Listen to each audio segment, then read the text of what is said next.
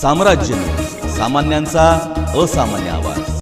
दक्षिण सोलापूर तालुक्यातील औज मंद्रुप येथे भीमा नदीच्या पात्रातून अवैधरित्या वाळू उपसा करणाऱ्यांवर महसूल विभागाने कारवाई करत ट्रॅक्टरसह सुमारे 5,05,000 रुपयांचा मुद्देमाल जप्त केला आहे। ग्राम महसूल अधिकारी किरण दशरथ कोठुळे औज मंद्रुप यांना मिळालेल्या गोपनीय माहितीच्या आधारे मंडळ अधिकारी राणा वाघमारे, ग्राम महसूल अधिकारी गणेश भुजबळ, राजेश विटेकर, कोतवाल भाऊ गायकवाड यांच्या पथकाने रात्री 1च्या सुमारास भीमा नदीच्या पात्रात छापा टाकला।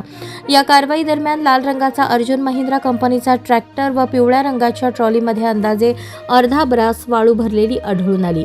पथकाला पाहताच 2 इसम आणि चालक घटनास्थळावरून पळून गेले। नंतर आयात जाफरसो पाटील हा ट्रॅक्टरचा मालक व चालक असल्याचे सांगत घटनास्थळी आला। त्याच्याकडे वाळू उपशाची कोणतीही रॉयल्टी, पावती अथवा परवानगी नसल्याचे निष्पन्न झाले। सदर ट्रॅक्टर, ट्रॉली व वाळू असा अंदाजे एकूण 5,05,000 रुपयांचा मुद्देमाल जप्त करून मंद्रुप पोलीस ठाण्यात जमा करण्यात आला आहे।